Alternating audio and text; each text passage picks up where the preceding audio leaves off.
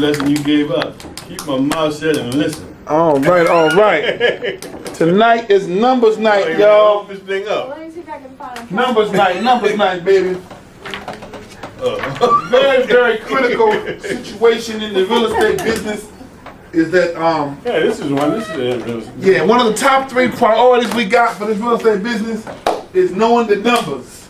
So whether you're selling somebody a house, whether you got a buyer that want to buy a house, you got to be able to be the best at the numbers, because that will make or break your relationship with this client. If you can't, you got a buyer want to buy a house, and you tell that buyer, he see a house he like, and he say, you know, I like this house, and what's my payment going to be?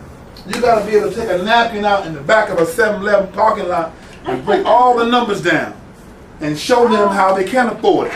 If they're paying rent $1,200 a month, and the payment is going to be $1,200 a month for the house, right? Also, you got to be able to, not only that, the numbers you give him, You just gave it to me. the numbers you give him have also got to be able to be correct at closing. So that's when you get real sharp with it. You do your numbers behind 7-Eleven at night, and the same numbers, and at closing, you pull that napkin out with little stains on it and everything, and your numbers match his numbers, he's going to love you for life, because what you told him then is what he sees at closing. But first of all, like I said, you got a couple of instances where numbers going to be important. You know, when you're putting the house on the market. So we're going to start with that first. Got somebody who say, you know what, I want to sell a house. And this one, you can use a regular calculator to do, this is what's called a seller net sheet. Seller net sheet. Everybody got a seller net sheet? Let me see. We call it an estimated seller. You got one right there? Yes. This right here, you got one of these? Okay, yeah. You got one? Yeah, so The seller's worksheet? this is the seller's worksheet right here. We got a label here as an estimate of seller worksheet. So anytime somebody says they want to sell a house, the first thing you want to do is to get them to, is to find out if they own the property. So the first thing you do when somebody says they want to buy a house is do what, Sonya? What do you want to do first? They want to find out. They want to sell a house. They find out they own the property. Exactly. How do you do that? Well, you check the tax record. Exactly. Somebody calls you, say they want to sell a house. You get all the information, and then you say, okay, make you appointment and all that kind of stuff. Then the first thing you do, go to the computer, start your research by putting up the tax function.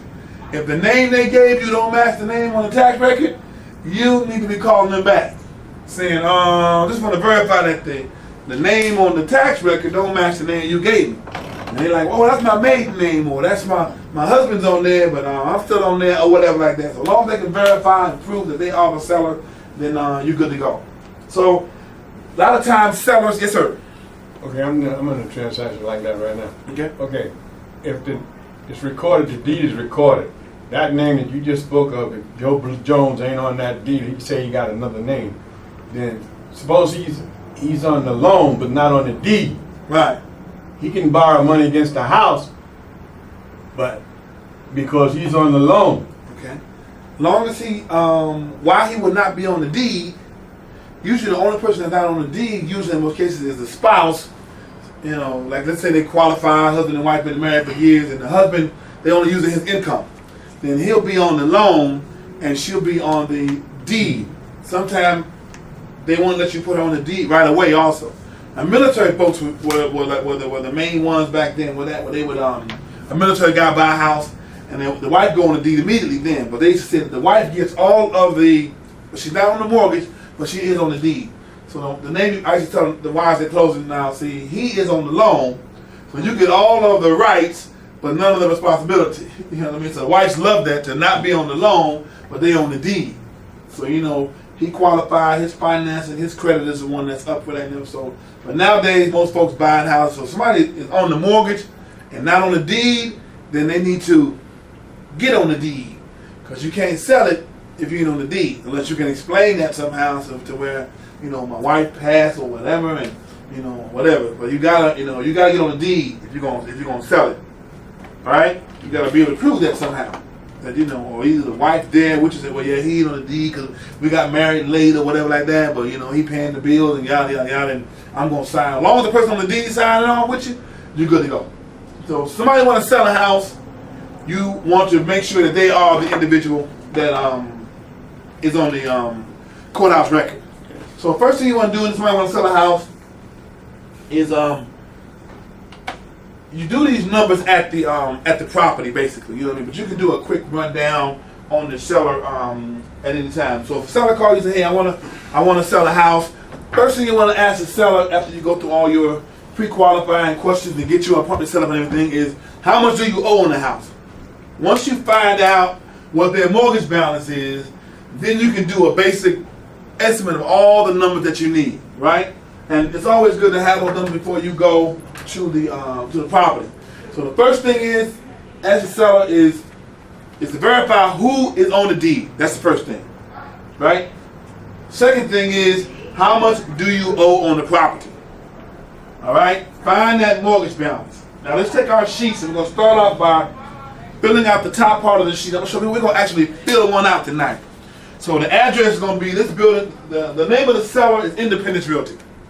All right, the seller's name on this property is Independence Realty.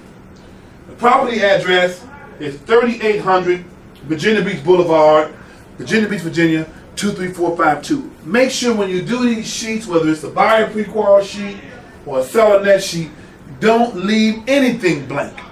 You know what I mean? From the names and everything. And then when you get done with your sellers, make them sign the sheet. Or the buyers, make them sign it. Whatever numbers you give them, you want to be able to say at closing, or if anything come up, we went over that. And you signed it, and here's a copy of it. Right? So this is the best way to keep your buyer in line to where they don't come out of the woods on you, out of left field on you. Okay? So, now to take the day's date, 10/25/07. Fill everything in. Alright? Now, once you get the payoff from the seller, you can fill in the payoff. That's the first mortgage. Ask them how much do they owe, and right now we're going to use $43,000 as the first deed of trust. Usually, in most cases, sellers only going to have one mortgage. Right? Rare cases, you're going to find a seller who has a second mortgage. But you see right there, there's a line right there that says, is there a second mortgage? What about an equity loan? Oh, I see. Okay. Yeah. So you ask the seller. First thing you ask the seller is whose name is on the deed. Second thing is, how much do you owe in the house? Do you have a first? Do you have a second? Most cases, they will not have a second mortgage. Miss Cherie is in the house. This is numbers night. And right now we doing you still right here on the first part. We doing a seller net sheet. Starting off right now, we got a seller whose name is Independence Realty. Property address is 3800 Virginia Beach Boulevard. Today's date is 10,000. Today's date is 10/25/07. Okay? So if somebody call you and say they want to sell a house, what's the first thing you want to know? You ask them, Who the owner of the house? You on the deed? Are you on the deed? Okay? And you verify that by doing what? How do you verify the owner's name that they gave you is the same person that's on the tax function? Cherie, how do you verify that? Somebody calls you and says, hey, we got a house on the sale. How do you verify that they are the actual, once you hang up with them, how do you verify that the name they gave you is the right name?